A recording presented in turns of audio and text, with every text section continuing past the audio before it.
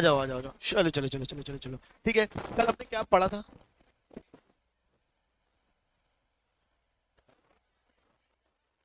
Hello, चलो आओ बेटा बेटा बेटा, चलो। क्या पढ़ा था हमने कल? एक बार थोड़ा सा अपन उसको रिवाइज कर लेते हैं। हमने कल रेसिडेंशियल स्टेटस ढंग से शुरू किया था, है ना? परसों शुरू किया था, कल आधा किया था उसका। ठीक है बेटा बेटा बेटा बेटा बेटा, रेसिडेंट कब कहलाते हैं बताओ? इंडिविजुअल रेसिडेंट कब कहलाता है? दो में से कोई एक कंडीशन, प्रीवियस ईयर में 182 डेज, या तो फिर प्रीवियस ईयर में 60 डेज और 4 साल मिला के 365 डेज, इतने दिन होना चाहिए। कोई में से कोई एक तो रेसिडेंट। और अगर रेसिडेंट ऑर्डिनरी बनना हो तो दोनों कंडीशन फुलफिल करनी पड़ेगी। 10 प्रीवियस ईयर्स में से कोई दो प्रीवियस ईयर्स और 7 साल में 730 दिन, तब जाके तुम क्या बन जाते हो? रेसिडेंट बन जाते हो। रेसिडेंट ऑर्डिनरी रेसिडेंट बन जाते हो, अदरवाइज आप रेसिडेंट नॉट ऑर्डिनरी रेसिडेंट रहते हो। क्लियर है क्या? अच्छा, फिर हमने वो पढ़ा था कि कुछ केसेस थे जहां पे सिर्फ फर्स्ट वाली कंडीशन देखी जाएगी। ठीक है, याद है? 3 केसेस थे जहां पे सिर्फ फर्स्ट वाली कंडीशन देखी जाएगी, सेकंड वाली कंडीशन को नहीं देखा जाएगा। कौन से 3 केसेस है? थोड़ा सा हिंट दो। अगर आप एम्प्लॉयमेंट के लिए इंडिया छोड़ के जा रहे हो तो, ठीक है, और आप क्या हो? क्रू मेंबर हो शिप के। ठीक है, तीसरा क्या था बताओ? अगर आप नॉन रेसिडेंट हो और आपकी इनकम क्या है? 15 लाख से कम है। आपकी इनकम क्या है? 15 लाख से कम है ना? तो आपकी इंडियन सिटीजन हो, आप नॉर्मली बाहर रहते हो, आपकी इनकम 15 लाख से कम है, तो आप क्या कहला जाओगे? सिर्फ पहली वाली कंडीशन को चेक करेंगे। और अगर आपकी इनकम 15 लाख से ज्यादा है, और अगर आपकी इनकम क्या 15 लाख से ज्यादा है, तो सेकंड कंडीशन में 60 दिन की जगह कितना हो जाएगा? 120 दिन। इतना मैंने आपको पढ़ा दिया था, याद है क्या? फिर हमने HUF का पढ़ा था। ठीक है, HUF रेसिडेंट कब होता है? एक HUF Hindu undivided family resident कब होता है? जब उसका कंट्रोल होली या पार्टली इंडिया से होता है। इवन एक पार्ट भी इंडिया से हो जाए तो वो HUF क्या हो जाता है? रेसिडेंट हो जाता है। फिर हमने बात करी थी कर्ता की। अच्छा, HUF ROR कब होता है? जब कर्ता ROR की दो कंडीशन फुलफिल करता है। हम ऐसे नहीं बोल सकते कि कर्ता ROR होता है। क्या होता है? कर्ता ROR की दोनों एडिशनल कंडीशंस को फुलफिल करता है, तो HUF क्या हो जाता है? ROR। इसमें एक स्पेसिफिक केस हमने डिस्कस किया था, अगर आपको याद हो तो। कर्ता रेसिडेंट नहीं है, उसने पहले वाली दोनों कंडीशन फुलफिल नहीं करी, लेकिन नीचे वाली दोनों कंडीशन, एडिशनल कंडीशन ROR वाली दोनों कंडीशन फुलफिल कर ली, तो वो क्या हो जाएगा बताओ? वो तो नॉन रेजिडेंट ही रहेगा, लेकिन HUF क्या हो जाएगा? ROR हो जाएगा। क्लियर है क्या? Place of control and management की डेफिनेशन पढ़ ली थी हमने, क्या होता है ये सारी चीज हमने पढ़ ली थी। फिर हमने बात की थी AOPBY के लिए वही होता है, होली या पार्टली इन इंडिया। फिर हमने पढ़ा था कंपनीज के लिए, याद है कंपनीज के लिए क्या पढ़ा था? कंपनीज के लिए क्या पढ़ा था? अगर इंडियन कंपनी है, कौन सी कंपनी है? Indian company. इंडियन कंपनी मतलब इंडियन कंपनीज एक्ट में रजिस्टर्ड, तो कहीं से कुछ भी हो हमें लेना देना नहीं है। क्या मानेंगे? Resident in India. लेकिन अगर इंडियन कंपनी नहीं है, फॉरेन कंपनी है, तो देखेंगे क्या? पोयम कहाँ है? क्या देखेंगे? पोयम। पोयम मतलब प्लेस ऑफ इफेक्टिव मैनेजमेंट। क्या देखेंगे? Place of effective management. Effective मतलब नेट इफेक्टिव। क्या बात समझ में आ रही है? हो सकता है 4 जगह से मैनेजमेंट चल रहा हो, पर इफेक्टिव मैनेजमेंट एक ही जगह से चलेगा। मन में कोस रहा है कोई? ठीक है, तो अगर पोयम इंडिया में, अगर पोयम क्या है? इंडिया में, तो आप क्या बनाओगे? रेसिडेंट। क्या बनोगे आप? रेसिडेंट। और अगर पोयम इंडिया के बाहर है तो आप क्या बन जाओगे? Non resident. क्लियर है? यहां तक सबको क्लियरिटी आई है पूरी? पक्का? तो इंडियन कंपनी हमेशा रेसिडेंट रहेगी, फॉरेन कंपनी अगर पोयम इंडिया में है तो रेसिडेंट, और पोयम इंडिया के बाहर है तो नॉन रेसिडेंट। यहां तक सबको कहानी। फिर हमने पोयम कैसे डिटरमाइन करते हैं ये थोड़ा बहुत देखा था। ठीक है क्या? फिर हम उसके बाद आगे बढ़ गए थे, ये गाइडिंग प्रिंसिपल्स को हमने थोड़ा सा स्किप किया था फॉर द टाइमिंग। फिर हम आए थे स्कोप ऑफ टोटल इनकम में, जिसमें हमने क्या पढ़ा था कि कब किसकी इनकम पे टैक्स लगेगा। आप मुझे बताओ, ROR की कौन सी इनकम में टैक्स लगेगा? पूरी ग्लोबल इनकम में टैक्सेबल होगा। जो ROR है, अरे चल का ही नहीं रहा। अच्छा, वाइट कलर किया हुआ है। ओके, हाँ। ROR कौन सी इनकम पे टैक्स लगेगा? पूरी ग्लोबल इनकम में। इनकम को अपन ने बेसिकली दो प्रकार में बांटा था, इनकम अक्रूअलाइज और deemed to accrue arise in India. दूसरा पढ़ा था इनकम रिसीव्ड और deemed to be received in India. तीसरा था इनकम अक्रूअलाइज और received outside India.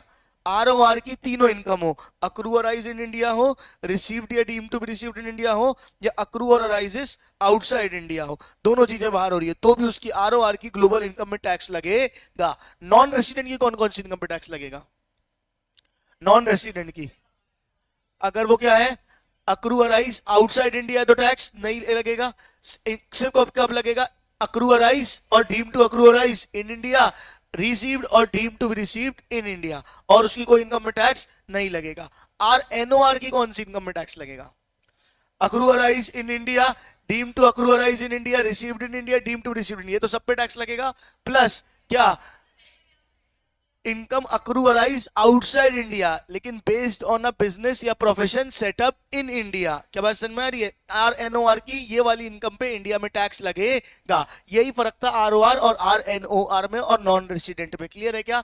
Non resident की भले income based India based income हो, लेकिन अगर अक्रू अराइज और deem to accrue arise received outside India हुई है तो उस पर हम टैक्स नहीं लेंगे, लेकिन RNOR की इस इनकम में हम टैक्स ले लेंगे। याद है कि आपको हमने ये पूरा चार्ट अच्छे से इसको हमने ध्यान से कवर कर लिया था। क्लियर है या नहीं क्लियर है? फटाफट बोलो, हाँ ना बोलो। अच्छा, हमको पढ़ना है इनकम रिसीव्ड इन इंडिया और deem to be received in India होगी क्या, है ना? ये बात कहां से आई आपको क्लिक हो गया? इनकम रिसीव्ड इन इंडिया या deem to receive in India का लॉजिक कहां से आया? कब से हमको पढ़ना शुरू करना है? क्यों पढ़ रहे हैं हम received in India deem to received in India? क्योंकि अगर इनकम रिसीव्ड इन इंडिया या deem to received in India है तो दुनिया में किसी की भी इनकम हो इंडिया में टैक्स लगेगा, चाहे रेसिडेंट की हो, नॉन रेसिडेंट की हो, नॉट ऑर्डिनरी की हो। याद है कंक्लूजन हमने यही ड्रॉ किया था। पहला अक्रू अराइज और deem to accrue arise, received और डीम टू रिसीव्ड, ये दोनों इनकम में सारी लोगों की इनकम पे टैक्स लगेगा। Resident, resident ordinary, resident not ordinary, even non resident. हमारे देश से पैसा कमाओगे तो टैक्स भर के जाओगे, ऐसे जाने नहीं देंगे, ऐसे जाने नहीं देंगे। हाँ या ना फटाफट बोलो। चलिए आइए एक बार अपन इसको समझते हैं। Income received in India, income received in India taxable regardless of the assessee residential status, therefore it has a great significance। क्या significance है देखते हैं। पहले तो बेसिक सी बात है। The reason contemplated for this purpose refers to the first receipt of the amount the question as the income of the assessee। मतलब received in India क्या बोलते हैं? first received। क्या बोलते हैं? first received। याद करो मैंने इसके लिए एक चीज तुमको बताई थी, reimbursement। क्या बताई थी? reimbursement। मिली वहां पे, मेरे भाई ने वहां से पैसा कमाया और मुझे पैसा यहाँ पे भेज दिया, तो बताओ रिसीव्ड इन इंडिया कहां माना जाएगा? वहां पे कि यहां पे? कहां माना जाएगा? मेरे भाई ने वहां रिसीव किया और मुझे यहाँ पे भेज दिया खर्च के लिए, खर्चा चलाने के लिए, तो रिसीव्ड कहां माना जाएगा? Outside India. कल अपन ने डिस्कस किया था इसको अच्छे से, ठीक है? देखो वही लिखा है, for instance if A receives his salary at Delhi and state sends some of and sends the same to his father, the salary income of A is received for tax purpose in hands of A। कुछ पैसे उसने क्या कर दिए? अपने पापा को भेज दिए, ठीक है क्या? और उसको मिली कहां पे है? दिल्ली में। मिली कहां पे है? दिल्ली में। मुझे बताओ क्या होगा कि उसकी इनकम कहां की मानी जाएगी? इंडिया की, दिल्ली की। भले क्योंकि उसने अपने पापा को पूरी इनकम नहीं भेजी है, एक पार्ट भेजा है, अल्टीमेटली इनकम तो उसको कहां पे रिसीव हुई थी? दिल्ली में। क्लियर है कि नहीं? फटाफट बोलो। दूसरा method of accounting, although receipt of income is not the sole test of its taxability, the receipt of income would be the primary basis for determining the taxability of the amount in cases where the assessee follows cash system of accounting। However, where the assessee follows mercantile system of accounting, where the assessee follows, underline कर देना, mercantile system of accounting, the income would become taxable as the income of the accounting year in which it falls due to the assessee regardless of the date of places of its actual receipt। क्या मतलब है? Basic सी कहानी है। अगर आप mercantile system मतलब accrual basis, कौन सा बेसिस? अक्रूवल। अकाउंटिंग समझते हो? एक होता है कैश बेसिस, एक होता है अक्रूवल बेसिस। अगर आप कैश बेसिस फॉलो करते हो तो जब मिली उस ईयर में टैक्स होगी, और अगर अक्रूवल बेसिस फॉलो करते हो तो हम मिली नहीं देखेंगे, हम क्या देखेंगे? ड्यू देखेंगे। क्या देखेंगे? ड्यू। अरे अकाउंटिंग करते हो, आउटस्टैंडिंग सैलरी होती है। क्या होती है? Outstanding salary. फिर भी उसको एक्सपेंस मानते हो ना? उधारी में माल बेचा, उसको इनकम मानते हो ना? हाँ, तो बोला इनकम टैक्स भी वही करेगा। ठीक है क्या? अगर आप अकाउंटिंग कैश बेसिस कर रहे हो तो हम कौन सी कैश क्या मानेंगे? Cash basis. अगर अक्रूवल कर रहे हो तो हम क्या मानेंगे? अक्रूवल। अक्रूवल मानेंगे, इसका मतलब क्या है कि अगर आप उधारी में बेचने को सेल काउंट करते हो तो हम भी आपको उसकी क्या मानेंगे? इनकम मानेंगे। सरल एक लाइन में बोलूं, सरल एक लाइन में बोलूं, जैसी आपकी अकाउंटिंग वैसी हमारी टैक्सेबिलिटी। क्या क्या क्या? जैसी आपकी अकाउंटिंग वैसी हमारी टैक्सेबिलिटी। अक्रूवल सिस्टम समझते हैं सब लोग? अरे बेसिक अकाउंट से यार, 11वीं 12वीं कक्षा कि आप ने कमाया नहीं, ड्यू हो गया, फिर भी आप उसको क्या मान लेते हो? इनकम। क्या बात समझ में आ रही है? जैसे कि आउटस्टैंडिंग सैलरी को एक्सपेंस मान लेते हो और क्रेडिट सेल को सेल मान लेते हो। आपको कैश मिला नहीं है लेकिन क्रेडिट सेल को आप क्या मान लेते हो? सेल। तो इनकम टैक्स ने बोले जब आप सेल मान रहे हो तो हम भी आपको उसकी इनकम मान लेंगे। बोलने का मतलब ये है, अब ये मत बोलना अरे मैंने तो उधारी में बेचा है, क्या पता पैसा मिले ना मिले, मैं इस पर टैक्स नहीं दूंगा। नहीं भैया, तूने अपने अकाउंट्स में इनकम दिखाई ना, तो हम भी उसको इनकम मानेंगे। जब बैड डेट्स देखे जब बैड डेट्स होगा तब देखी जाएगी क्या ट्रीटमेंट करना है। हाँ या ना, फटाफट बोलो। क्लियरिटी है सबको? चलो इजी था। while considering the receipt of income tax purpose, both place and date of its receipt must be taken into account। आपको क्या क्या दोनों दोनों चीज का ध्यान रखना है। किसका? प्लेस का भी और डेट का भी। The income in the question should not be only received during the accounting year relevant to the assessment year, but also be received in the India in order to constitute the basis of taxation। मतलब सिर्फ receive और due नहीं होनी चाहिए, India में भी receive होनी चाहिए। बोलने का मतलब है पहले देखो कि मिली या अक्रू हुई है कि नहीं हुई है, वो देख लिया, उसके बाद क्या देखोगे? कहां पे मिली है, किस तारीख को मिली। डेट तो तुमने देख ली, साथ में तुमको क्या देखना है? प्लेस भी देखनी है। अगर बाहर ही मिली है और अक्रू भी बाहर हुई है तो रिसीव्ड ही नहीं है इंडिया में, इंडिया में टैक्स ही नहीं लगेगा। कुल मिला के कहां पे मिली है ये भी हमको चेक करना पड़ेगा। बेसिक सी बात है। हाँ या ना, फटाफट बोलो। अब for the purpose of taxation both actual and constructive receive must be taken into account. Receive by some other person on behalf of the assessee should be treated as received by the assessee for being taxed in the hands. क्या मतलब है? क्या मतलब है? क्या मतलब है? मुझे कुछ पैसे मिलने वाले थे, मुझे कुछ पैसे मिलने वाले थे, मैंने श्रेयांश को फोन किया, मैंने कहा हेलो श्रेयांश भाई मेरे लिए एक पेमेंट उठा लेना वहां से। उसने बोला ठीक है, उसने वहां से पेमेंट उठा ली। अब मैं क्या बोल रहा हूँ? मैं बच गया, मैं बच गया, मुझे टैक्स नहीं लगेगा, तुझे टैक्स लगेगा। बताओ सही है कि गलत है? किसको लगना चाहिए? तो बस जिसने कलेक्ट किया उससे कुछ नहीं होता, जिसने कमाया उससे होता है। तो उनने वही बोला है कि हमें एक्चुअल पर्पस देखना पड़ेगा कि कमाई किसकी है। अगर किसी और ने अपने हाथ में ले लिया तो आपको उसके लिए ध्यान नहीं देना है। क्लियर है क्या? The question of taxability for particular income received by the assessee depends upon the nature of income. For instance, income from salaries and interest on securities would attract liability to tax immediately when it falls due to the assessee, regardless of actual receipt on behalf of the assessee। बोलने का मतलब ये है कि कुछ चीजों को special treatment देना है। हर चीज के लिए अलग अलग ट्रीटमेंट हम आगे चल के पढ़ने वाले हैं। कितने पॉइंट्स थे? 5। ये 5 थे ना? ये 5 के 5 कुछ खास इंपॉर्टेंट नहीं है, बेसिक बात है, याद रखना। इसको सी ग्रेड में डालो। हर बार रिवाइज नहीं करना है, अभी एक बार रिवाइज करना है। एग्जाम के टाइम पे तुमसे ये पूछा नहीं जाने वाला, सिर्फ तुमको लॉजिक कॉमन सेंस पता होना चाहिए। ठीक है?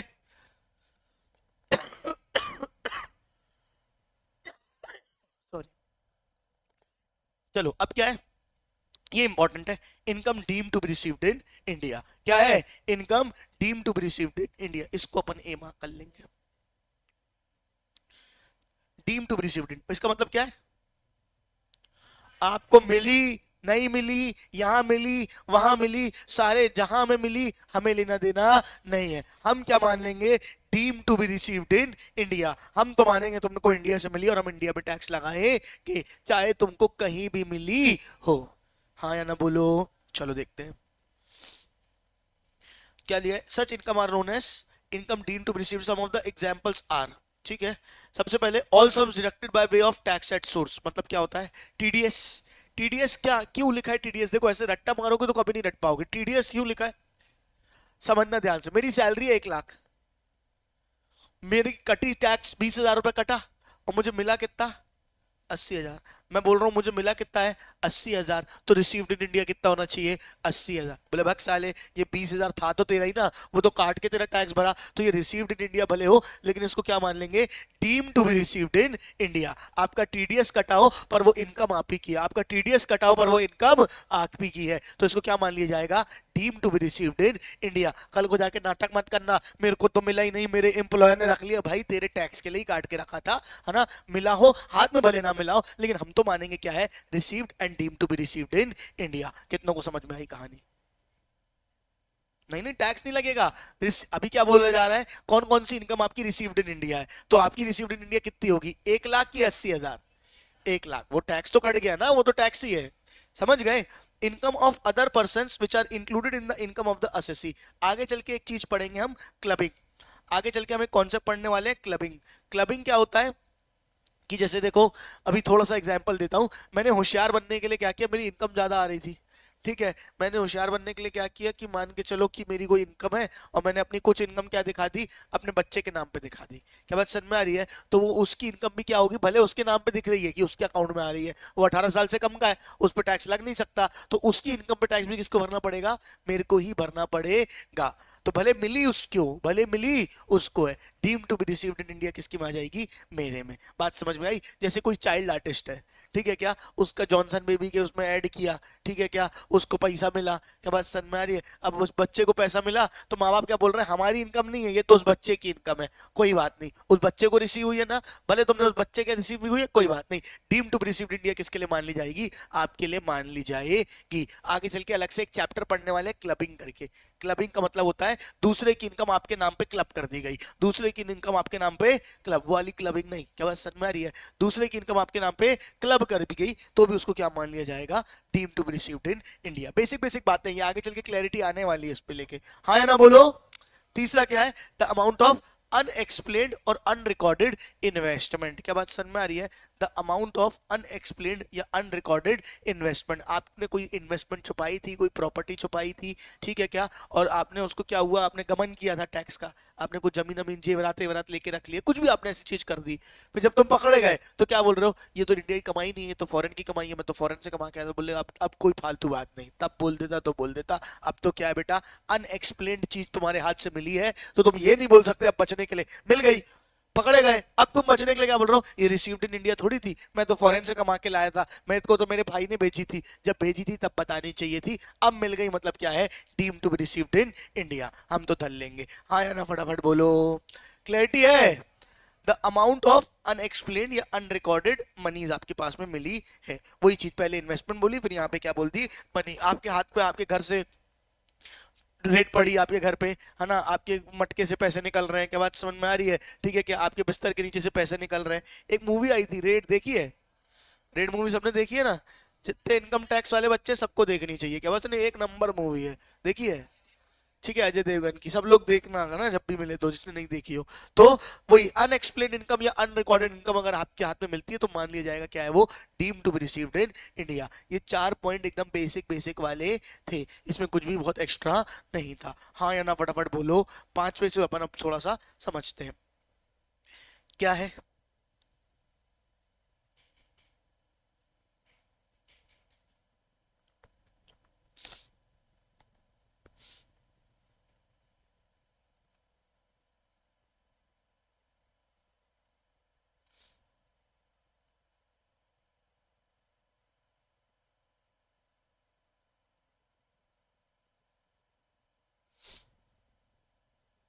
चलो सुनो ध्यान से, क्या होता है, अगर आपको कोई इनकम मिलती है, अगर आपको क्या मिलती है, कोई इनकम मिलती है, उसमें एक पीएफ कटता है। पीएफ जानते हो क्या होता है?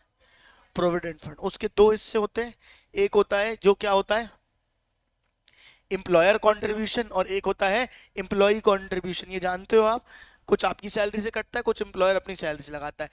टैक्स में बोलता है कि आप 12% तक काट सकते हो, 12% तक क्या कर सकते हो, एम्प्लॉयर कंट्रीब्यूशन काट सकते हो। 12% के ऊपर जो भी कटा है, 12% के ऊपर जो भी कटा है वो आपकी सैलरी में जाके ऐड हो जाएगा। क्या बात समझ में आ रही है? अप टू 12% क्या है, हम मानेंगे कि एम्प्लॉयर कंट्रीब्यूशन है। 12% से ऊपर अगर आपके एम्प्लॉयर ने कुछ काटा है तो वो जो एक्स्ट्रा कटा है वो आपके हाथ में मान लिया जाएगा, deem to be received in India. क्या मान लिया जाएगा, deem to be received in India. I repeat, 12% तक टैक्स लॉ ने अलाउ किया है, क्या अलाउ किया है कि आप एम्प्लॉय से पैसा काट सकते हो, उसकी सैलरी का 12%। 12% से ऊपर 13, 14, 15 कुछ अगर आपने काटा है तो जो एक्स्ट्रा वाला है वो क्या मान लिया जाएगा, आपके हाथ में ही टैक्स होगा, आपके हाथ में मान लिया जाएगा। अभी चल के अपन एक हेड पढ़ेंगे सैलरी। सैलरी में हम पढ़ेंगे कि जितना काटा जाता है उस पर आपको बेनिफिट मिलता है, तो उससे ज्यादा अगर कुछ काटा है, अगर उससे ज्यादा 12% ज्यादा अगर आपने कुछ काटा है तो वो एक्स्ट्रा वाला अमाउंट क्या मान लिया जाएगा, deem to be received in India. क्या मान लिया जाएगा, deem to be received in India. एक बार यहां देखना, जो मैं पढ़ा रहा हूं उसे उतना पढ़ना। The annual accretion the previous balance sheet नहीं पढ़ना सीधे सीधे। देखो ये पढ़ो, सिर्फ जो हाईलाइट वाला पोर्शन है दिख रहा है क्या, the contributions made by the employer to recognize provident fund RPF in excess of 12% of the employee's salary and the interest credited to the provident fund of the employees in excess of the prescribed rate। 12% का contribution और जितना rate है उससे ज्यादा अगर interest rate, दोनों में से कोई भी चीज अगर ज्यादा होती है, be included in the salary of the income of the employ. तो जो एक्स्ट्रा वाला अमाउंट है उसको क्या मान लिया जाएगा, एम्प्लॉय की सैलरी में जोड़ लिया जाएगा। The amount is known as annual accretion. Moral of the story, जितना प्रिस्क्राइब रेट है उससे इंटरेस्ट, या 12% से ज्यादा अगर आपने कंट्रीब्यूशन किया है, 12% ज्यादा आपने क्या किया है, कंट्रीब्यूशन किया है, तो जो एक्स्ट्रा कंट्रीब्यूशन है उसको क्या मान लिया जाएगा, deem to be received in India. क्या मान लिया जाएगा, deem to be received in India. इसको लिख लेना, ये बाद में समझ नहीं आता है।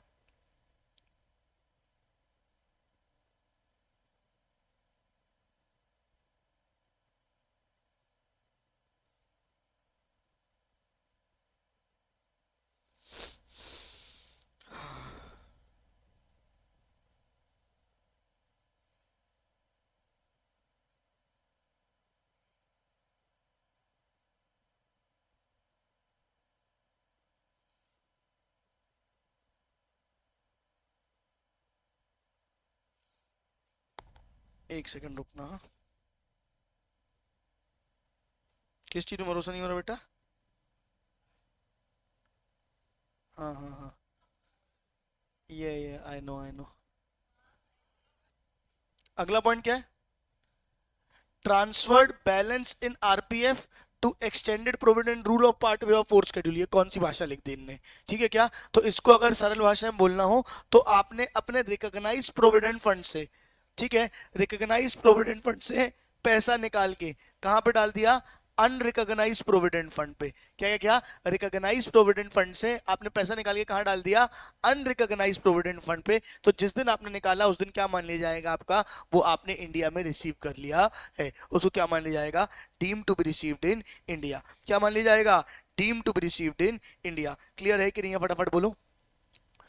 बता रहा हूं ना, पीएफ में पैसा कंट्रीब्यूट होता है, कुछ होते हैं सरकार के द्वारा रिकॉग्नाइज प्रोविडेंट फंड और कुछ होते हैं प्राइवेट जो रिकॉग्नाइज्ड नहीं है। जब तक आप रिकॉग्नाइज में डाल रहे थे आपको छूट मिल रही थी, आपने रिकॉग्नाइज उठा के कहां डाल दिया, अनरिकॉग्नाइज में, आपकी छूट बंद। उसको उसी दिन क्या मान लिया जाएगा, deem to be received in India. क्या मान लिया जाएगा, deem to be received in India. कितनों को समझ में आया, पक्का, चलो एक सेकेंड ना।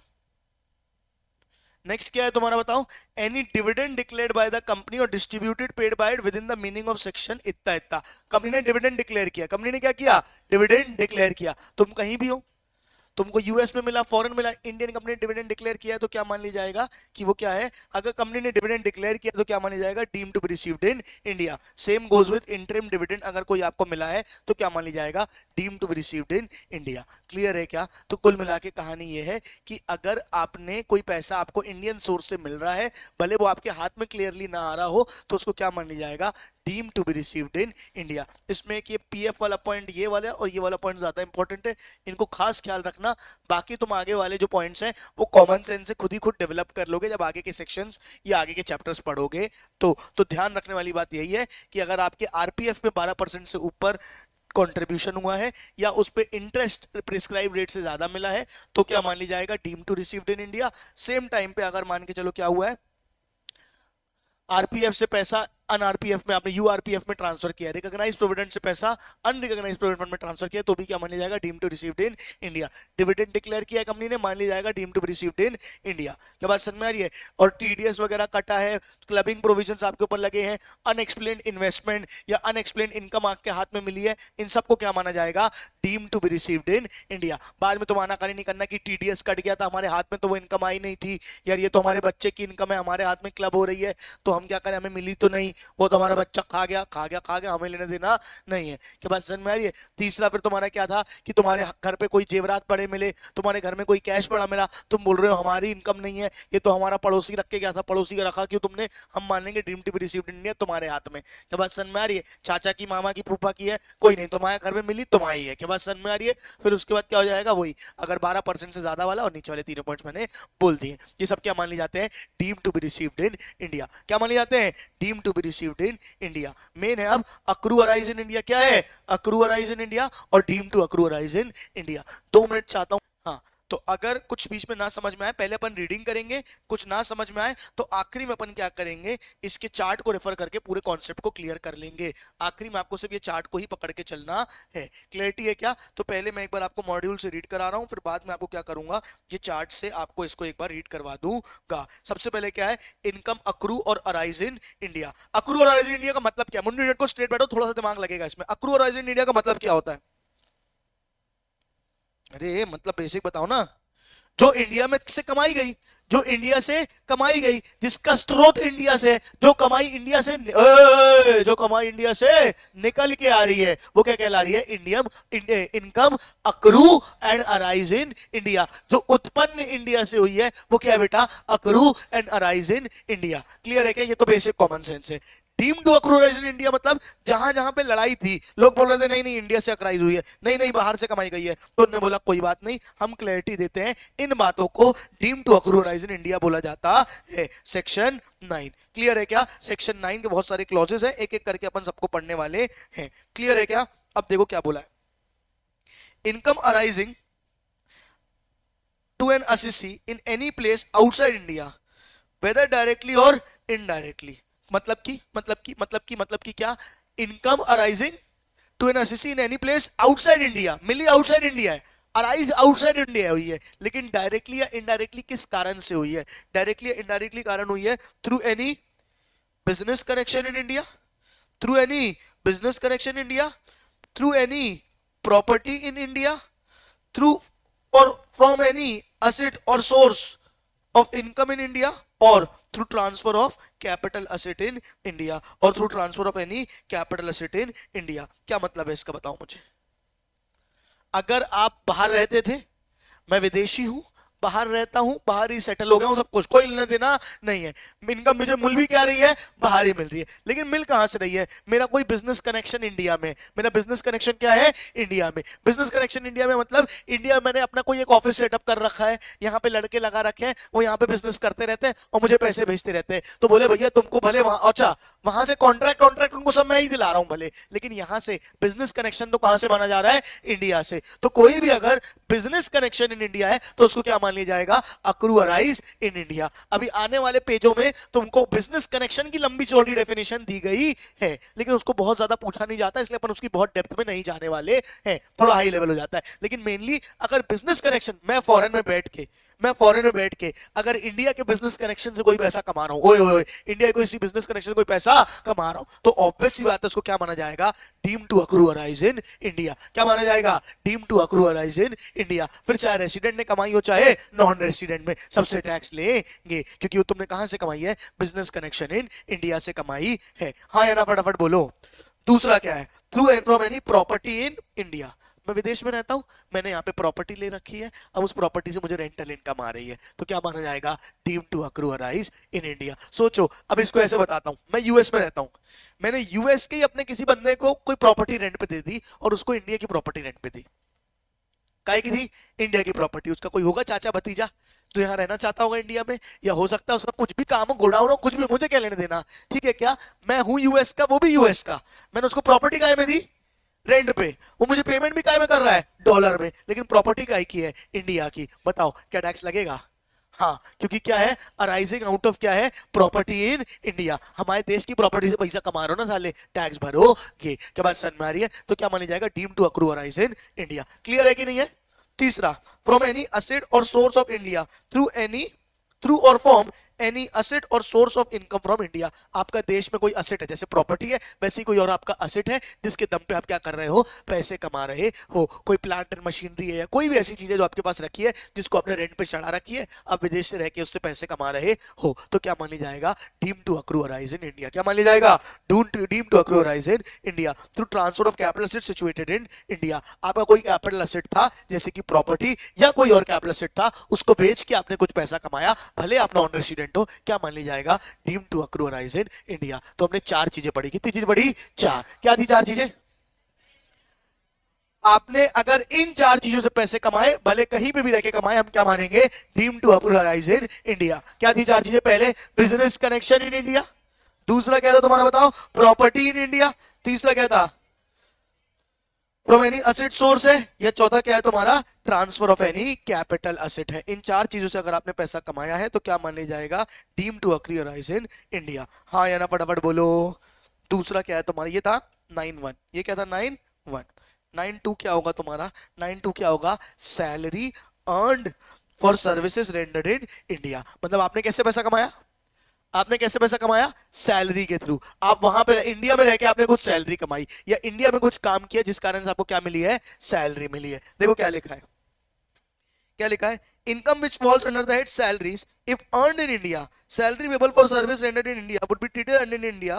Further any income under head salaries payable for rest period और leave period which is preceded and succeeded by service rendered in India and forms of part of the service contract employment shall be regarded as income earned in India। क्या मतलब है, मान के चलो मैं India में government job में था, आर्मी में था, किसी भी चीज में था, गवर्नमेंट जॉब में था, मैं रिटायर हो गया, मैं जाके यूएस सेटल हो गया। अब यूएस में बैठे बैठे मुझे पेंशन आ रही है, यूएस में बैठे मुझे क्या आ रही है, पेंशन आ रही है। बताओ अक्रूवलाइज इन इंडिया मानोगे कि नहीं मानोगे, ऑब्वियसली मानेंगे। क्या बात समझ में आ रही है। या फिर मैं कोई गवर्नमेंट एम्प्लॉय हूं जिस कारण से बाहर जा रहा हूं, या इंडियन एम्प्लॉय हूं जिस कारण से मैं बाहर जाके काम कर रहा हूं, मुझे सैलरी यहां से मिल रही है, क्या बात, यहाँ की कंपनी, यहाँ की गवर्नमेंट दे रही है, तो क्या मान लिया जाएगा, deem to accrue arise in India. क्या मान लिया जाएगा, deem to accrue arise in India, क्योंकि तुमको सैलरी पा तो तुम यहीं से रहे हो ना। क्या बात नहीं, भले वो कौन सी सैलरी हो, पेंशन हो, भले वो सैलरी क्या हो, पेंशन हो। अब तुम लैंग्वेज पढ़ो, तुम्हें समझ में आएगा। income which falls under the head salaries if it is earned in India. Salary payable for service rendered in India would be treated as earned in India. Further, any income under that salary is payable for rest period और leave period which is preceded and succeeded by the service rendered in India. आपको rest period के लिए, retirement के लिए कोई salary अगर मिल रही है, लेकिन वो मिल किस कारण से रही है, क्योंकि आपने इंडिया में जॉब करी थी, इस कारण से मिल रही है, तो सब क्या मानी जाएगी, deem to accrue arise in India. क्या मानी जाएगी, deem to accrue arise in India. Clear है क्या। तो 9(1) में क्या पढ़े, 3 पॉइंट्स, क्या क्या थे, बिजनेस का 4 थे, क्या क्या थे, business connection in India, property in India, asset source in India, capital asset in India, done. दूसरा क्या था तुम्हारा, सैलरीज आपने कमाई, तो क्लियर है क्या, हाँ या ना बोलो। अब आएगा तुम्हारा क्या पॉइंट, तीसरा पॉइंट, क्या आएगा बेटा, तीसरा पॉइंट क्या आ जाएगा, income from salaries which is payable by government of a citizen of India, service rendered outside India. बस वही पॉइंट है कि अगर आपको क्या है, गवर्नमेंट जॉब में आप बाहर गए हो, ये वाला प्राइवेट के लिए था, ये वाला गवर्नमेंट के लिए, आप गवर्नमेंट जॉब के लिए बाहर गए हो और इंडियन गवर्नमेंट अगर आपको सैलरी दे रही है, तो बेटा इंडियन गवर्नमेंट दे रही है, फिर तो कहीं से भी हो, कुछ भी हो, क्या मान लिया जाएगा, आपका अक्रू अराइज इन इंडिया मान लिया जाएगा। गवर्नमेंट अपने ऑफिशियल्स को भेजती है ना बाहर, जो बाहर ही रहते हैं, लेकिन सैलरी इंडिया दे रही होती है, क्या बात समझ में आ रही है, तो वो सब क्या मान लिया जाएगा, अक्रू अराउज इन इंडिया। ठीक है क्या। However allowances and perquisites outside India by government is exempt. ये अपन अभी आगे एग्जामिनेशन में पढ़ेंगे कि क्या है, अगर कोई अलाउंसेस और परक्विजिट्स मिले तो उनको क्या मान लिया जाता है, एग्जेम्प्ट मान लिया जाता है, मतलब उस पर टैक्स नहीं लगाया जाता है। क्लियर है क्या, हाँ या ना बोलो फटाफट। नेक्स्ट क्या है तुम्हारा 9(4), dividend by an Indian company outside India. क्या है, dividend Indian company outside India. Dividend मतलब इंडियन कंपनी ने कोई डिविडेंड पे किया है बाहर, तो क्या मानी जाएगा, deem to accrue rise in India. Clear है क्या। फिर क्या है, इंटरेस्ट, रॉयल्टी और फीस फॉर टेक्निकल सर्विस, इसकी डिटेलिंग अपन नीचे पढ़ने वाले हैं। इंटरेस्ट, रॉयल्टी और फीस फॉर टेक्निकल सर्विस, इसका एक्सप्लेनेशन अपन नीचे पढ़ने वाले हैं। पहले मैं चाहता हूं इतने को रीड करो। अच्छा, मैं अभी आपको एक चार्ट भेज रहा हूं टेलीग्राम में, उसको देखो, उसको देख के आप समराइज करोगे, आपको अच्छे से समझ में आएगा। देखो आ रहा है आपके पास चार्ट अभी। सॉरी।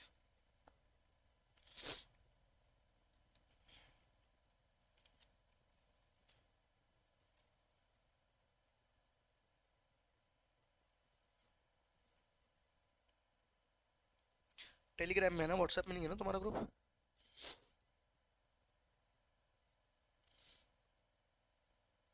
कहाँ हो तुम, कहाँ हो तुम? मिला क्या? आया? जैसे मैं बताऊंगा वैसे ही पढ़ना उसको, जिस तरीके से बताऊंगा उसी तरीके से पढ़ना। पहला क्या है, deem to accrue arise in India. पहला क्या है, 9(1) देखा तुमको, income accruing outside India directly और indirectly from any business connection in India, any property asset source in India, transfer of capital asset situated in India. Second क्या था, 9(2), salary earned for service rendered in India. फिर salary payable by government या Indian citizens for service rendered outside India. फिर क्या है, dividend paid by Indian company outside India. ये 9(1), 9(2), 9(3), 9(4) clear है क्या? नीचे दिया हुआ है interest, royalty, fees for technical service. इसके जो नीचे नीचे वो अभी लहरें निकली हैं वो भी अपन ने समझी नहीं है, नीचे पहुंचेंगे तो समझ जाए। क्लियर है क्या? फटाफट बोलो, पक्का? अब देखो ये बिजनेस कनेक्शन की कहानी ना बहुत लंबी चौड़ी है, कि income by way of virtue of business connection, इसको बहुत लंबी चौड़ी कहानी है। आजा आजा आजा आजा। इसमें मैं आपको मेनली पहले ऊपर की थोड़ा सा जिस्ट दूंगा, फिर आपको ये बताऊंगा no business connection in India क्या होता है, कि मान लिया जाएगा कि बिजनेस कनेक्शन इन इंडिया नहीं है। ये इंपॉर्टेंट है बस इसमें, बाकी ऊपर वाले को जेनरिक अपन चलाएंगे थोड़ा सा, ठीक है क्या? इसको अपन बाद में करते हैं 1A को। अब अपन 1B, समझ में आया? 1B मतलब बिजनेस कनेक्शन इन इंडिया को मैंने अभी 2 मिनट के लिए स्किप किया है, और अगर आप चार्ट से मिला के चलोगे तो सीधे सीधे कहां गया हूं, एनी प्रॉपर्टी इनकम और एनी प्रॉपर्टी इन इंडिया। क्या बात समझ में आ रही है? अगर कोई प्रॉपर्टी से कमाई है तो उसमें क्या लिखा हुआ है ये अपन को एक बार पढ़ना है। Income arising in foreign country from any property situated in India would be deemed to accrue arise in India in the context that property does not refer to house property alone, but it refers to all tangible properties whether movable or immovable. Rent of higher charges of use of building or machinery for the assessee which under the agreement payable only outside India would be deemed to accrue rise in India. सिर्फ house property नहीं होती है, कुछ और भी हो सकता है, मशीनरी वगैरह भी हो सकती है, मूवेबल प्रॉपर्टी भी हो सकती है। अगर यहाँ पे इंडिया में रख के आप चीजों को किराए पे चला रहे हो, कोई भी प्रॉपर्टी को आप किराए पे चला रहे हो और उससे पैसा कमा रहे हो, तो क्या मान लिया जाएगा, deem to accrue rise in India. क्या मान लिया जाएगा, deem to accrue rise in India. कितनों को समझ में आया? दूसरा क्या है तुम्हारा बताओ, income arising from any asset source of income, income arising from any asset और source of income in India. कोई असेट है या इनकम सोर्स इंडिया का है तो क्या मान लिया जाएगा, deem to accrue rise in India. और ट्रांसफर ऑफ कैपिटल असेट और इनकम फ्रॉम सैलरीज और सैलरीज बाय गवर्नमेंट। ठीक है क्या? मैं आपको 2 मिनट का टाइम दे रहा हूं, ये डिविडेंड तक का, इंटरेस्ट के पहले तक का, डिविडेंड तक के सारे पॉइंट आप एक बार रीड करोगे, और आपको कोई पॉइंट अगर ना समझ में आएगा तो आप मुझसे पूछोगे। 5 मिनट का समय अभी दे रहा हूं, अभी ढंग से आप रीड करेंगे सारे लोग, जल्दी। ठीक है क्या? सैलरीज का सेकंड पॉइंट अच्छे से पढ़ा रहा हूं, देखो क्या लिखा है, the actual place of salaries residential state of the employer, the citizenship और national of the employee, whether the employee is government servant and employee of private enterprise are immaterial। आपने इंडिया में कोई काम करके पैसा कमाया, आपको देने वाला कोई भी हो, लेने वाला कोई भी हो, हमें लेने देना नहीं। हम क्या मानते हैं, deem to accrue rise in India. क्या मानते हैं, deem to accrue rise in India. यहां तक तो सबको समझ में आ गया था। However under section 9(2) any pension payable outside India to a person residing permanently outside India, यहां से क्या दी जा रही है, पेंशन दी जा रही है। ठीक है क्या? ऐसे पर्सन जो परमानेंटली क्या रहता है, आउटसाइड इंडिया रहता है, should not be deemed to accrue arise, उसको डीम्ड टू अक्रूराइज इंडिया नहीं माना जाएगा if the pension is payable to civil servant, payable to civil servant and retired जजेस। मतलब कोई ऐसा अभी पूरा नहीं हुआ है, रुक जाओ, सिविल सर्वेंट और रिटायर्ड जजेस जो परमानेंटली बाहर रहते हैं और उनको पेंशन दी जा रही है, और उनको पेंशन दी जा रही है, प्रोवाइडेड दे वर अपॉइंटेड बिफोर 15 अगस्त 1947। यानी कि 1947 आजादी के पहले के कोई क्या थे, सिविल सर्वेंट थे। ठीक है क्या? और क्या थे, रिटायर्ड जजेस थे, जो अब बाहर शिफ्ट हो गए हैं, जिनको क्या दे दी जा रही है, आज भी पेंशन दी जा रही है। And continue to serve after the constitution came into operation. मतलब क्या हुआ था, यहां से वहां ट्रांसफर हो गए थे, लेकिन फिर भी वो क्या कर रहे थे, इंडिया को सर्व कर रहे थे। क्या बात समझ में? इंडिया पाकिस्तान का विभाजन हुआ, पाकिस्तान में वहां चले गए, लेकिन फिर भी वो क्या थे, इंडियन, मतलब क्या बोल सकते हैं कि जब तक कॉन्स्टिट्यूशन ऑपरेशन में था तब तक वो लोग क्या थे, यहाँ पे काम कर रहे थे, तो उनको आज भी यहाँ से पेंशन दी जाती है। अब तो बचे ही नहीं होंगे, ठीक है क्या, 1947 के पहले की बात है, ठीक है क्या। तो वो लोग को जो पेंशन दी जा रही है, वो लोग को जो क्या दी जा रही है, पेंशन दी जा रही है, उसको deem to accrue arise in India नहीं मानेंगे। क्या नहीं मानेंगे, deem to accrue arise in India नहीं मानेंगे। क्या बात समझ में आ रही है, हाँ या ना बोलो। एग्जाम पॉइंट ऑफ से बहुत ज्यादा रिलेवेंट नहीं है। क्लियर है क्या। एक काम करेंगे, इतना रीड करके आएंगे बाद में। मैं अभी पहले आपको एक चीज पढ़ाना चाहता हूं इंटरेस्ट वाली, लेकिन थोड़ा सा दिमाग लगेगा उसमें। हो तैयार, बोलो। चलो मुंडू निजट को स्ट्रेट बैठो, ध्यान से समझना।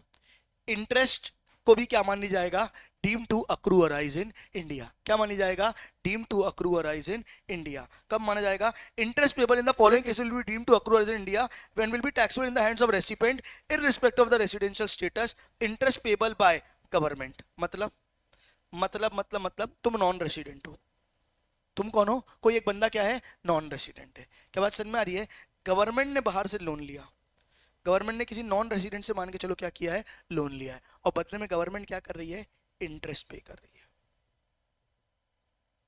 तुमने, अरे कोई एनआरआई है, कोई फॉरेनर है जिसने गवर्नमेंट बॉन्ड्स वगैरह खरीदे हैं या कोई गवर्नमेंट सिक्योरिटीज खरीदी है, जिससे उसको क्या मिल रहा है, इंटरेस्ट मिल रहा है। क्या बात समझ में, मिला किसको, अंग्रेज को। मिला किसको, अंग्रेज को। पे किसने किया, गवर्नमेंट ने। पे किसने किया, गवर्नमेंट ने। तो आपको इंडियन गवर्नमेंट से आपने पैसा कमाया ना, हमारे देश से पैसा कमाया ना, भले तुम नॉन रेसिडेंट हो, भले तुम क्या हो, नॉन रेसिडेंट हो।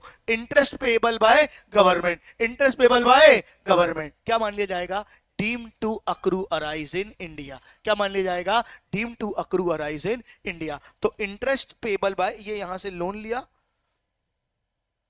गवर्नमेंट ने, और गवर्नमेंट ने क्या किया है, इंटरेस्ट पे किया है। गवर्नमेंट ने क्या किया है, इंटरेस्ट पे किया है। तो क्या मान लिया जाएगा, deem to accrue arise in India. यहां तक क्लियरिटी है पूरी, पक्का। चलो सेकंड में आते हैं। अ रेसिडेंट इन इंडिया, मतलब मान के चलो एक है राहुल, नाम तो सुना ही होगा, और एक है जैक, नाम तो सुना ही होगा, ठीक है क्या, ठीक है क्या। तो राहुल ने लोन लिया जैक से, राहुल ने लोन लिया जैक से, लोन लिया, बदले में क्या देगा, इंटरेस्ट। बदले में क्या देगा, इंटरेस्ट। तो क्या मान लिया जाएगा, deem to accrue arise in India. Jack ने इंटरेस्ट कहां से कमाया, जैक ने इंटरेस्ट कहां से कमाया, इंडिया से, यानी कि राहुल से। कैसे, राहुल से। क्या मान लिया जाएगा, deem to accrue arise in India. क्या मान लिया जाएगा, deem to accrue arise in India. Jack की इस इनकम पे टैक्स लगेगा, जैक की इस इनकम पे टैक्स लगेगा, भले जैक कभी इंडिया आया हो ना आया हो, नॉन रेसिडेंट हो, कुछ भी हो, है ना, एलियन हो, हमें लेना देना नहीं है। नॉन रेसिडेंट है, हमारे देश से इंटरेस्ट कमाया, यानी हमारे देश की इनकम है, अक्रू अराइज इन इंडिया हो रही है, तो क्या माना जाएगा, deem to accrue arise in India. यहां तक क्लैरिटी है सबको। लेकिन अगर मान के चलो राहुल ने इंटरेस्ट क्यों दिया, क्योंकि उसने लोन लिया था, क्योंकि उसने क्या लिया था, लोन। उसने इस लोन के पैसे को यूज किया किसी फॉरेन में बिजनेस के लिए। काय के लिए, अरे हमें तो अपनों ने लूटा, गैरों में कहां दम था, ठीक है क्या, हमें तो अपनों ने लूटा, गैरों में कहां दम था, मेरी कश्ती वहां डूबी जहां पानी कम था। क्या बात समझ में आ रही है। तो बेटा हुआ क्या, यहां तो अपना ही दगा दे गया, यहां तो अपना ही दगा दे गया। अरे लोन लिया और उसको कहां यूज कर लिया, बाहर यूज कर लिया। अब किस मुंह से बोलूं कि चेक, तेरी जो इनकम है वो deem to accrue arise in India. क्या उसका लोन इंडिया में यूज हुआ, नहीं। उसने लोन को कहां यूज किया है, बाहर किसी बिजनेस या प्रोफेशन के लिए, बिजनेस कनेक्शन इन इंडिया के लिए, या किसी और प्रॉपर्टी से बाहर से पैसा कमाने के लिए उसने उसको यूज किया है ना। हमें लूट लिया, ठीक है, तो हम क्या करेंगे, अब deem to accrue arise in India नहीं मानेंगे। क्लियर है क्या, deem to accrue arise in India नहीं मानेंगे। क्या बात समझ में आ रही है। जब तक ये लोन इंडिया में यूज होकर इंटरेस्ट पे कर रहा था, तो क्या मान रहे थे, deem to accrue arise in India. क्या मान रहे थे, deem to accrue arise in India. लेकिन जब राहुल ने ये लोन बाहर कहीं यूज कर लिया, जब राहुल ने ये लोन क्या कर लिया बेटा, बाहर कहीं यूज कर लिया, तो अब क्या बताऊं, दिल टूट गया। Deem to accrue arise in India नहीं मान सकते हैं। कितनों को समझ में आई ये बात। अब एक बार इसकी लैंग्वेज पढ़ेंगे। अ रेसिडेंट इन इंडिया ने अगर पे किया है, interest is payable by resident in India, तो बेसिकली क्या हो जाएगा, deem to accrue arise in India. यहां तक एक बात थी, इसके बाद से एक्सेप्शन शुरू है। इसके बाद से क्या शुरू है, exception. Except where interest is payable in respect of money is borrowed and use for the business purpose और profession carried outside India or earning any income from any source outside India whether for business or profession or otherwise। मतलब किसी भी कारण से बाहर से पैसा कमाने के लिए आपने इस लोन को अगर यूज किया है, बाहर से पैसा कमाने के लिए अगर आपने इस लोन को यूज किया है तो क्या मान लिया जाएगा? Deem to accrue arise in India नहीं होगा, deem to accrue arise in India नहीं होगा। कितनों को कहानी समझ में आ गई? ठीक है क्या? इसका एक बार एक काम करेंगे, मेरा पेन चलना बंद हो गया 2 सेकंड के लिए। एक बार इसको रीड करेंगे। ये वाला डायग्राम चाहो तो ना मैं चाहूंगा सारे डायग्राम्स इसके साथ साथ के तुम बनाते चले जाओ कहीं पे एक फ्लो चार्ट लगा के, नहीं तो बाद में नहीं पल्ले पड़ता ये एक हफ्ते बाद क्या था क्या नहीं था। ठीक है, 1 सेकंड के लिए स्क्रीन जाएगी बस।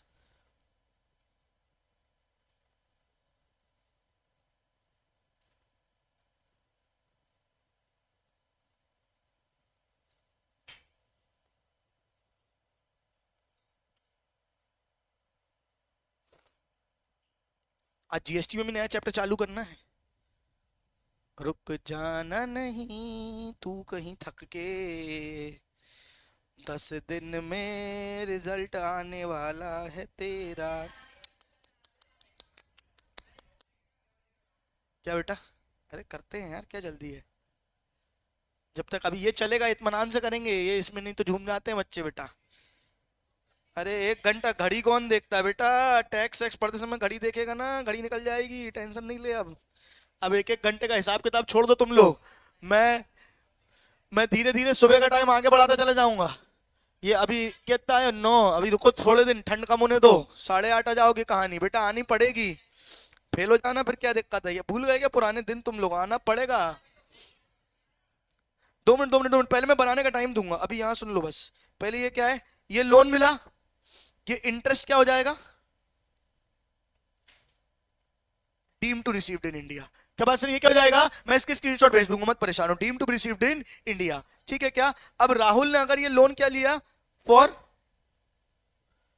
बिजनेस और इनकम आउटसाइड इंडिया के लिए, तो क्या मान लिया जाएगा? एक्सेप्शन मान लिया जाएगा। क्या मान लिया जाएगा? एक्सेप्शन मान लिया जाएगा।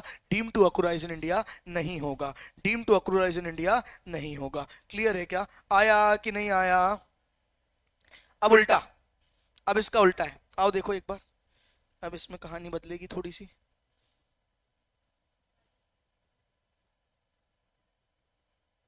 देखो, interest is payable by non resident in India, interest is payable by non-resident in India provided the payable in respect of money is borrowed and used for a business or profession carried in India। इसका मतलब क्या है? अच्छा, interest is payable by non-resident in India, इसका मतलब क्या है? अब उल्टा हो जाएगा कहानी। एक है, अब नाम दूसरा लो बे, हैरी, हैरी भी नहीं, कुछ और नाम दो, मार्क। मार्क ने लोन लिया, मार्क ने लोन लिया, ठीक है। किससे लिया? राहुल से। किससे लोन लिया? राहुल से। अब मार्क ने लोन लिया राहुल से, तो यहां पे मार्क क्या करेगा? इंटरेस्ट पे करेगा। अब ये तो राहुल, अच्छा, या राहुल से या कोई और भी नाम, फॉरेन का भी नाम हो सकता है, कोई जरूरी नहीं है, जैकब भी हो सकता है। मतलब बेसिकली क्या है? इंटरेस्ट पे कौन कर रहा है? Non resident. इंटरेस्ट पे कौन कर रहा है? Non resident. सुनो ध्यान से, इंटरेस्ट पे कौन कर रहा है? Non resident. अगर नॉन रेसिडेंट इंटरेस्ट पे कर रहा है, मतलब विदेशी ने लोन लिया था, तब तो deem to accrue arise in India होना ही नहीं चाहिए। अरे यार, deem to accrue arise in India क्यों होगा? किसी अंग्रेज ने लोन लिया है, तो यहां से कमा रहा है कि अंग्रेज से कमा रहा है? इंटरेस्ट तो अंग्रेज पे कर रहा है ना, तो वो तो deem to accrue arise in India होना ही नहीं चाहिए। लेकिन अगर उस अंग्रेज ने इस पैसे को कहां पे यूज किया? इंडिया में यूज किया, तभी इंटरेस्ट क्या माना जाएगा? Deem to accrue arise in India. समझना ध्यान से, वहां बाहर से कमाने में एक्सेप्शन था और यहां बाहर से कमाने में क्या है? मेन है। क्या बात समझ में आ रही है? फिर से बोल रहा हूं, सुनना ध्यान से। कोई नॉन रेसिडेंट, ओए ओए ओए, एक काम करो, तुम खड़े हो, क्या नाम है तुम्हारा? नहीं, तुम्हारा नाम है अंजलि। तुम्हारा नाम क्या है? अंजलि, ठीक है क्या? अच्छा, तुम खड़ी हो बेटी, तुम्हारा नाम क्या है? कुछ ऐसा नहीं, अंजलि और राहुल में फिर से झगड़ा हो जाएगा, नहीं, ठीक है। कोई कोई विदेशी नाम बताओ ना। अबे लड़की का नाम बताना यार, क्या मार्क नाम रख रही है अपना, फॉरेन। लीजा। तुम कौन हो? लीजा। चलो लीजा। और तुम कौन हो बेटा? अंजलि। यहां तक कहानी ठीक है? एक एक करके कहानी समझेंगे अपन। पहले अपन पिछला वाला फिर से बता रहा हूं एक बार, ठीक है क्या? अब क्या हुआ है, अंजलि ने लोन लिया है, अंजलि ने लोन लिया है। लाओ तो वो बॉटल लोन है, बोले लोन दो लोन दो लोन दो। अंजलि ने लोन दिया, देखो दूर दूर भी है, विदेश है, क्या बात समझ में आ रही है? वो यूएस में बैठी है, इंडिया में बैठी, ठीक है? तो इसने क्या किया, इसको लोन दिया है, पक्का इंटरेस्ट भरो। हाँ इंटरेस्ट भरो। इसने लोन के बदले क्या दिया? इंटरेस्ट। लोन के बदले क्या दिया? इंटरेस्ट। प्लीज सुनना यहाँ पे, लोन तुम लोग बॉटल ही में खुश हो जाओगे साले। क्या दिया? इंटरेस्ट। इसने जो इसको इंटरेस्ट दिया है वो इसके लिए क्या माना जाएगा? Deem to accrue arise in India. क्या माना जाएगा? Deem to accrue arise in India. तुम लीजा, तुमने पैसा कहां से कमाया? इंडिया से, तो क्या माना जाएगा? Deem to accrue arise in India. क्या बात समझ में आ रही है? लेकिन अगर अंजलि ने उस पैसे को कहीं फॉरेन इनकम कमाने के लिए खर्च किया, कहीं फॉरेन इनकम कमाने के लिए खर्च किया, तब deem to accrue arise in India नहीं माना जाएगा। हमें तो अपनों ने लूटा, दगेबाज निकली, पैसा बाहर खर्च कर दी। क्या बात समझ में आ रही है? अब तुमसे हम क्या इंटरेस्ट लें, क्या मुंह दिखाएं तुमको? बैठ जाओ बैठ जाओ। क्लैरिटी है? बोलो हाँ या नहीं। पक्का? ये क्या हो गया? डीम टू अक्रू, पहला वाला। क्लैरिटी है? पक्का। अब तू खड़े हो भाई। हाँ। अरे खड़े हो ना बे। तू कहाँ का बनेगा, कौन से देश का बनेगा? नाइजीरियन, ठीक है क्या साले? ठीक है ठीक है। तुम खड़े हो जाओ, ठीक है? अब सुनना ध्यान से, उल्टा है, यहाँ उल्टा है, ठीक है? तुम हो मान के चलो अफगानिस्तान के तालिबानी साले, ठीक है? तुम कौन हो? अफगानिस्तान के। सुन लेना ध्यान से, है ना? और तुम हो बेटा इंडिया की। तुम कौन हो बेटा? इंडिया की। क्लियर है क्या? यहां उल्टा है। लोन दो।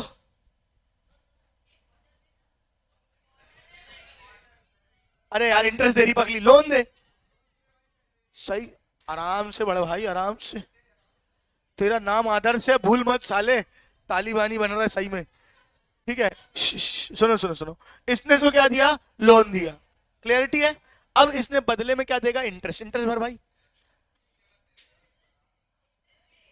इंटरेस्ट दे। अब 2 मिनट सुनना, ये इंटरेस्ट दे रहा है तो कायदे से तो इंटरेस्ट कमा ये रही है, और ये अबे इंटरेस्ट कमा तो ये रही है, लेकिन ये जो इंटरेस्ट कमा रही है क्या ये इंडिया से कमा रही है कि बाहर से कमा रही है? ये क्या हो जाएगा? Deem to accrue arise outside India होना चाहिए। क्या होना चाहिए? अक्रू अराइज आउटसाइड इंडिया, ठीक है क्या? Interest payable by non resident, interest payable by non resident, ये नॉन रेसिडेंट था, interest payable by non resident कभी भी अक्रू अराइज इन इंडिया नहीं माना जाता तब तक जब तक उस पैसे को इंडिया में यूज ना हो, जब तक वो इंडिया में पैसे में यूज ना हो। क्या बात समझ में आ रही है? अगर उस पैसे को उसने, क्योंकि लोन उसने लिया था ना, उसने क्या किया? इंडिया में बिजनेस खोला। काय में खोला? इंडिया में बिजनेस खोला, और फिर इंटरेस्ट भरा है, तो भले वो नॉन रेसिडेंट है, भले वो क्या है? नॉन रेसिडेंट है, लेकिन उसने बिजनेस कहां पे सेटअप किया था? इंडिया में। तो क्या माना जाएगा? Deem to accrue arise in India. Clear है क्या? अफगानिस्तान के बंदे ने बिजनेस कहां खोला? लोन काय के लिए लिया? इंडिया में बिजनेस करने के लिए, और फिर इंटरेस्ट दे रहा है, तो मैं काय को छोड़ू? भले नॉन रेसिडेंट दे रहा है, लेकिन उसने कमाया कहां से होगा? इंटरेस्ट देने के लिए पैसा कमाया कहां से होगा? यहां से होगा। तो क्या माना जाएगा? Deem to accrue arise in India. ठीक है क्या? बैठ जाओ, एक बार शुद्ध सरल भाषा में बोल रहा हूं। अगर इंटरेस्ट रेसिडेंट ने पे किया है तब तो तुमने इंडिया से ही कमाया है, deem to accrue arise in India, except अगर वो इंडियन ने पैसा बाहर यूज किया। क्लियरिटी है? पक्का क्लियरिटी है? दूसरे में क्या था बताओ? दूसरे में क्या था? नॉन रेसिडेंट ने पे किया, तो नॉर्मली नॉन रेसिडेंट ने पे किया तो बाहर ही कमाता है, तो वो अक्रू रेसिडेंट इंडिया नहीं हो सकता। लेकिन वो नॉन रेसिडेंट ने लोन लिया था, लेकिन सारे ने लोन काहे के लिए लिया था? इंडिया में बिजनेस करने के लिए। काहे में? इंडिया में बिजनेस करने के लिए। तो क्या मानी जाएगा? Deem to accrue arise in India. बाहर में यूज करना वाज एक्सेप्शन, यहां पे इंडिया में यूज करना इज मेन पॉइंट। क्लैरिटी आई कि नहीं आई? फटाफट बोलो। पक्का? अब एक बार चार्ट खोलो, चार्ट से इतना बेहतरीन समझ में आएगा कि तुमको कहीं दिक्कत ही नहीं होगी। एक बार देखो फटाफट, चार्ट खोलो सब लोग। दिख रहा है? इंटरेस्ट इज पेबल बाय, दिख रहा है क्या? ये तीनों पॉइंट का एक साथ है, सिर्फ अभी इंटरेस्ट वाला पॉइंट पढ़ना। इंटरेस्ट इज पेबल बाय, पहला क्या है? पर्सन रेसिडेंट इन इंडिया, दूसरा क्या है? बाय गवर्नमेंट, और तीसरा क्या है? Non resident. अगर रेसिडेंट ने इंटरेस्ट पे किया है, अगर रेसिडेंट ने क्या पे किया है? इंटरेस्ट पे किया है, तो क्या माना जाएगा?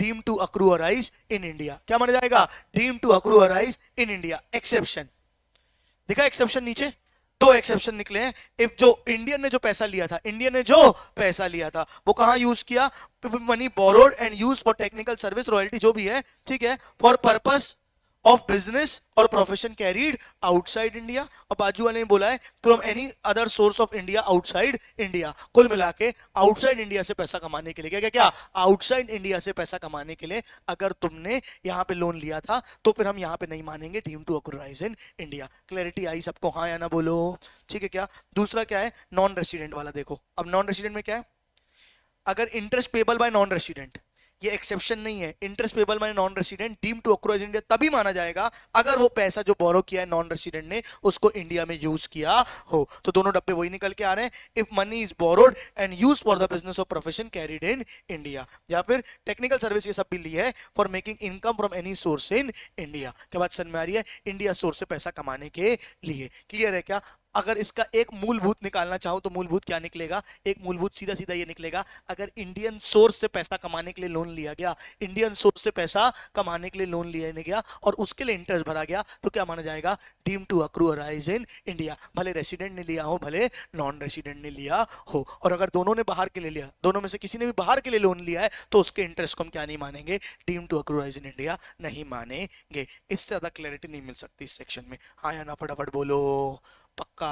चलो डायग्राम भी बना दूं क्या, चलो बना देते हैं। पहला वाला क्या था, राहुल और कौन था, हैरी, हैरी नहीं मार्क, चलो मार्क ले लेते हैं। तो राहुल ने लोन लिया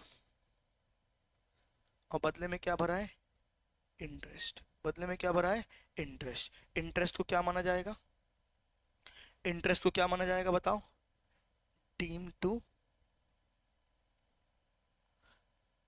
अक्रू अराइज इन इंडिया। अब इतना बड़ा नहीं लिखूंगा अगली बार, ठीक है, deem to accrue arise in India. यहां तक क्लियर है क्या, एक्सेप्ट, लाल कलर से लिखो एक्सेप्ट। एक्सेप्ट कब हो जाएगा, अगर राहुल ने जो लोन लिया था वो फॉर आउटसाइड इंडिया था। अब मैं इसमें पूरी लीगल भाषा नहीं लिख रहा हूँ, फॉर बिजनेस कनेक्शन या बिजनेस पर्पस इन इंडिया नहीं लिख रहा हूँ, सीधे सीधे क्या लिख रहा हूँ, फॉर आउटसाइड इंडिया। तो क्या माना जाएगा, डीम टू अक्रूराइज नहीं माना जाएगा, ठीक है क्या। ये वाला जो इंटरेस्ट होगा, ये वाला जो इंटरेस्ट होगा वो deem to accrue arise in India नहीं माना जाएगा क्योंकि एक्सेप्शन में। यहाँ तक क्लियरिटी है सबको, हाँ या ना फटाफट बोलो, पक्का। अगला क्या है देखो, तो बाद में कुछ नहीं हो पाता मेरी जिंदगी में, जो होता है तुरंत होता है। अरे बाबा रे बाबा,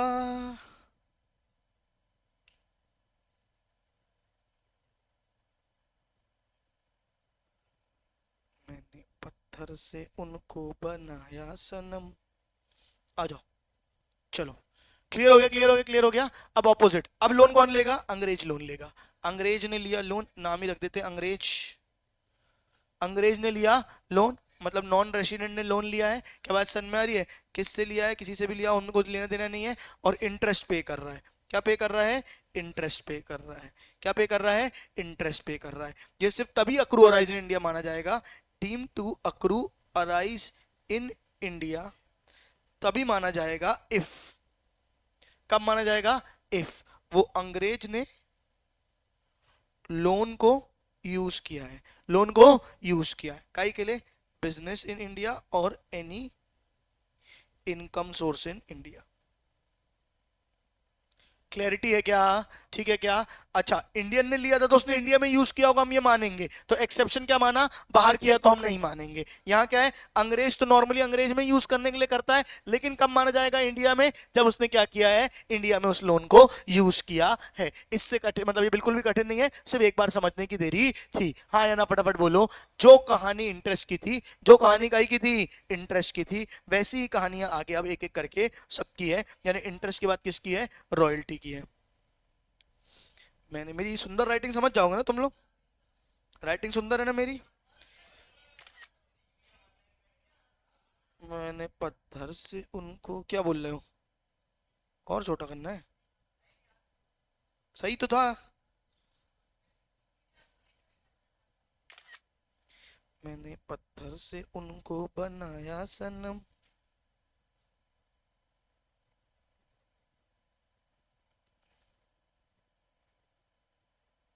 हो गया हो गया हो गया हो गया। चलो आगे बात करते हैं। अब रॉयल्टी और फीस फॉर टेक्निकल सर्विस आज खत्म करना ही पड़ेगा क्योंकि शुरू किया है। सेम चीज है, क्या है? रॉयल्टी पेड बाय गवर्नमेंट, तो इसमें कोई एक्सेप्शन नहीं है। Royalty paid by resident, royalty paid by resident. अब रॉयल्टी पे किसने की है? रेसिडेंट ने। अच्छा रॉयल्टी किस चीज के लिए पे करते हैं? कोई इंटेंजिबल प्रॉपर्टी वगैरह के लिए? कोई इंटेंजिबल प्रॉपर्टी के लिए रेसिडेंट रॉयल्टी पे कर रहा है, लेकिन अगर उसने उस इंटेंजिबल प्रॉपर्टी को यूज किया कहां? बाहर, इंडिया के बाहर, फॉर बिजनेस कनेक्शन या इनकम अर्निंग आउटसाइड इंडिया, तो उसको क्या नहीं माना जाएगा? Deem to accrue rise in India नहीं माना जाएगा। फिर से नाच नाच के नहीं समझा रहा हूं, पूरा सेम है, बोलो हाँ या नहीं कि रॉयल्टी मिली, रॉयल्टी मिली, किसने पे करी है? इंडियन ने। किसने पे करी है? इंडियन रेसिडेंट ने। अब इंडियन रेसिडेंट ने अगर पे करी है तो deem to accrue rise in India, except अगर उसने उस जो इंटेंजिबल प्रॉपर्टी के बदले वो जो रॉयल्टी पे कर रहा है वो इंटेंजिबल प्रॉपर्टी को उसने यूज किया हो काई के लिए? आउटसाइड इंडिया के लिए। काई के लिए? आउटसाइड इंडिया के लिए। क्लियर है क्या? दूसरा पॉइंट क्या होगा? नॉन रेसिडेंट ने रॉयल्टी पे करी। क्या होगा? नॉन रेसिडेंट ने रॉयल्टी पे करी। कब माना जाएगा deem to accrue in India? अगर उस नॉन रेसिडेंट ने उस इंटेंजिबल एसेट को यूज किया हो काहे के लिए? इंडिया में बिजनेस कनेक्शन के लिए या पैसा कमाने के लिए। क्लैरिटी है? बोलो हाँ या नहीं। सेम हो जाएगा किसके लिए? Fees for technical service. Same क्या हो जाएगा? Fees for technical service. Government ने पे करी, रेसिडेंट ने पे करी, एक्सेप्ट अगर वो टेक्निकल सर्विस जो थी वो इंडियन पर्सन ने यूज करी काहे के लिए? बाहर के बिजनेस के लिए या बाहर की कमाई के लिए, तो उसको deem to accrue in India नहीं माना जाएगा। या नॉन रेसिडेंट ने fees for technical service pay करी, नॉन रेसिडेंट ने fees for technical service pay करी, नहीं माना जाएगा। कब माना जाएगा? अगर नॉन रेसिडेंट ने उसको यूज किया काई के लिए? इंडिया के लिए। पूरे कहानी एज इट इज सेम है। क्लियर है क्या? अब तुम चार्ट देखोगे तुम्हें मजा आएगा। चार्ट में वही चीजों को एक ही एक डब्बे से जोड़ दिया गया है। देखो गवर्नमेंट के अंदर कुछ नहीं है, बाकी सबके पॉइंट वही है। ठीक है, interest, royalty, fees for technical service, interest, royalty, fees for technical service. अगर तीनों चीज रेसिडेंट ने पे करी है, किसने पे करी है? रेसिडेंट ने, तो क्या मान लिया जाएगा? Deem to accrue in India. Exception दोनों के सेम है। गवर्नमेंट ने पे किया है तो सीधे सीधे क्या मान लिया जाएगा? Deem to accrue in India. क्या मान लिया जाएगा? Deem to accrue in India. और फॉर किसने पे करी है? अगर नॉन रेसिडेंट ने पे करी है तो तीनों चीजें सिर्फ तभी मानी जाएगी अगर वो यूज हुई है काहे के लिए? इंडिया के लिए। That's it. यहां पे आपका ये वाला सेक्शन भी deem to accrue in India भी खत्म होता है। मैं एक काम करूंगा, इस सैटरडे संडे मेरी क्लास अगर नहीं लगी तो मैं क्या करूंगा, आपको ना क्वेश्चंस की रिकॉर्डिंग्स बना के भेजूंगा। ठीक है क्या? ताकि क्लास का टाइम बच सके। ये जो इलस्ट्रेशंस या क्वेश्चंस है ना उनकी कुछ कुछ रिकॉर्डिंग्स बना के भेजूंगा। वो एक बार रिकॉर्डिंग आप देख के आना। नहीं समझ में आएगा अपन क्लास में डिस्कस करेंगे, कोई दिक्कत की बात नहीं है। लेकिन अगर क्वेश्चन क्लास में डिस्कस ऑनलाइन डिस्कस हो जाते हैं तो अपना काफी सारा टाइम बच जाएगा क्लास का। चलेगा क्या? हाँ या ना बोलो बच्चों, चलेगा? बस मुझे लग रहा है आज अपन इतना ही करते हैं। कल अपन इनकम का कंप्यूटेशन सीखेंगे पूरा पूरा और इस चैप्टर को वाइंड अप करेंगे। ये कौन सा चैप्टर था तुम्हारा? Chapter number 2। ठीक है क्या? कौन सा? Chapter number 2। एक बार चैप्टर नंबर 3 का नाम बताओ। फिर ये नहीं करेंगे, income which for total income नहीं करेंगे। चैप्टर 4 करेंगे। चैप्टर 4 शायद से income from the head salary होगा, है ना? यहां से अब अपन एक एक हेड एक एक सर पढ़ना शुरू करने वाले हैं। देखते हैं, सैलरी से पहले हाउस प्रॉपर्टी शुरू करेंगे। हाउस प्रॉपर्टी छोटा सा हेड होता है, फटाफट हो जाता है। तो इनकम फ्रॉम हाउस प्रॉपर्टी करेंगे, फिर पीजीबीपी करेंगे, फिर कैपिटल गेन करेंगे, आखिरी में सैलरी, फिर अदर सोर्सेस। ऐसा सीक्वेंस चलने वाला है। हाँ या ना बोलो। आज की सभा समाप्त। बोलो सत्यनारायण भगवान की।